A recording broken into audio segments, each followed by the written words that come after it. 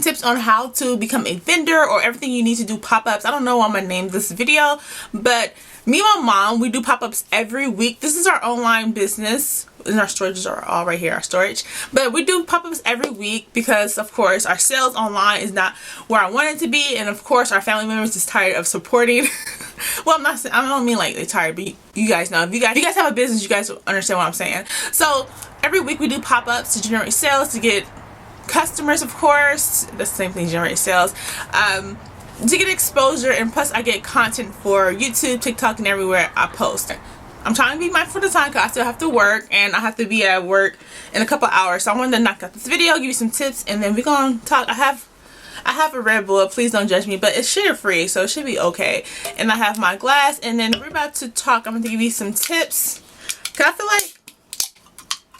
feel like I have so much advice. Like, we've been doing this for a long time. Ever since the pandemic happened, it's been so much pop-ups. So I got a few DMs, as in like two. I got like 2 DMs about how to find these events. Now these events that I'm about to talk about, this is only for in California. In my neighborhood, this is what we know. We haven't expanded to different states or in cities like that. We say, you know, local. But I'm gonna have to find these events. Let's talk about that first. How me and my mom find these events is basically on Facebook and Instagram. That's how we find them. And plus word of mouth. So when you go to one, if you interact, talk to people, they tell you which ones they do. The majority of the vendors, they do more than one pop-up. So I suggest that you find a group on Facebook. Just type in vendors, just type in the city you're at. And then a list of events will pop up. Just contact or send them an email or a DM. Literally, that's how me and my mom find out about these events. And you need to have your money ready, because the popular events, you have to pay your money to save your spot. As in like Black on the Block. This is all in California. Black on the Block is really popular. The Black Flea Market. These are, and they're hard to get into. And as soon as you get approved, you have to pay within that same day. So make sure you have money saved for pop-ups events. Those events I will gladly run and give my money to. But the smaller events is a little skeptical, because these events are not free, and they are expensive. It takes a lot of your time and all of that.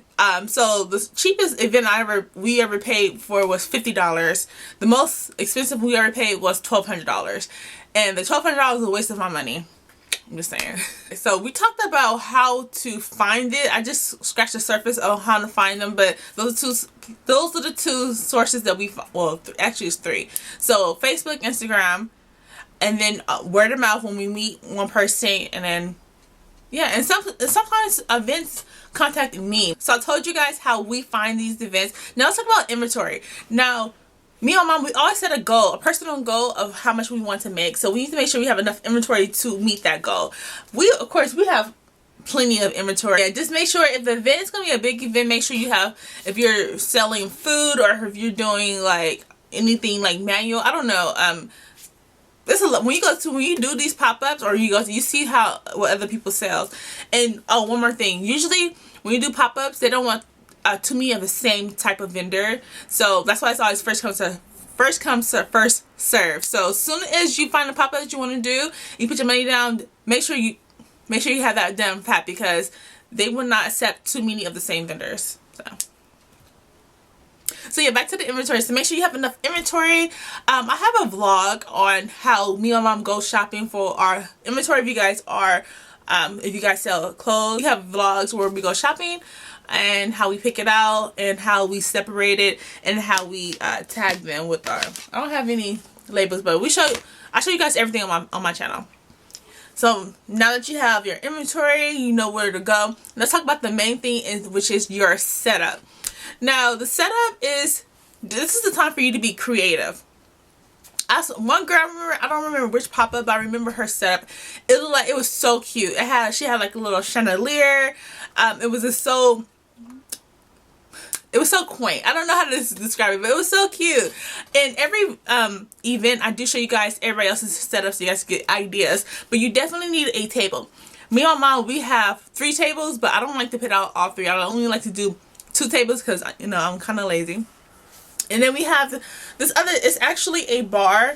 We made it into one of our tables. This is one of my favorite setups, the bar. And that's where we put our accessories the most. We picked like the blings that make when people want to stop. And then what else do we have? Sometimes we bring our clothing rack. We bring a mini clothing rack. We have 3 clothing racks. I know, but we only bring 1 usually. But if it's a big event, like if we go to like the Jazz Fest or anything, of course we're going to bring 2 of our clothing racks. But we bought a smaller one for the smaller pop-up events, and I think we paid about $15.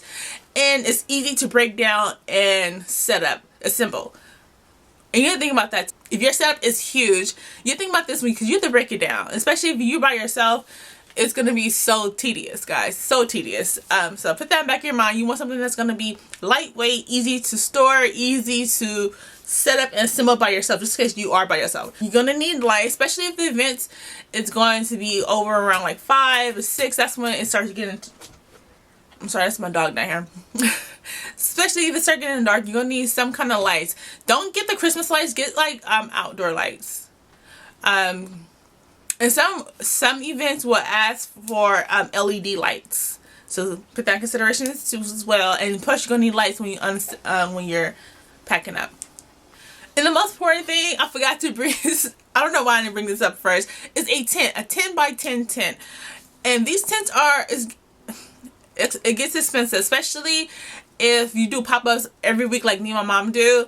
They're easy to break as well, but I paid over $150 for them. But anyway, bigger events will require you to have an all-white tent, but other events they really don't care. But you guys gonna need a tent because it's getting closer to summer. It is hot, and it just looks better. I think it just looks better with the tent.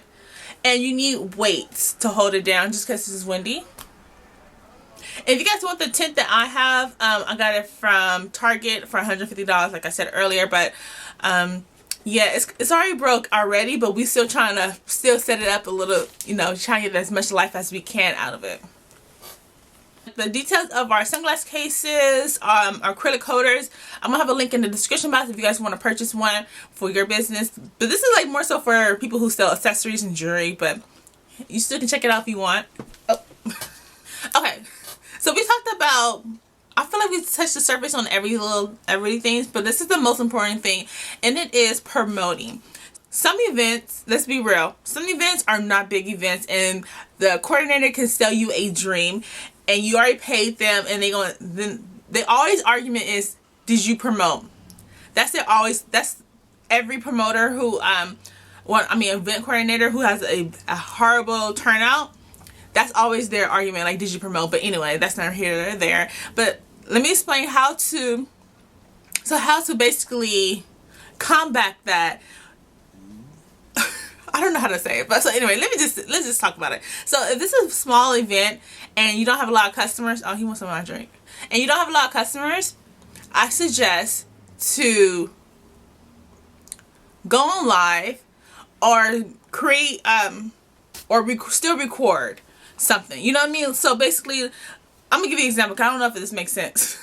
So every event I am on live, literally all day I'm on live, and I'm recording for YouTube. So basically I'm winning double. Even if I don't make any sales at that event, I still have content, and I'm still having a way to show customers, oh, like, we still have nice stuff if you guys want to purchase, you know what I mean? And then plus, okay baby, okay, he wants some attention.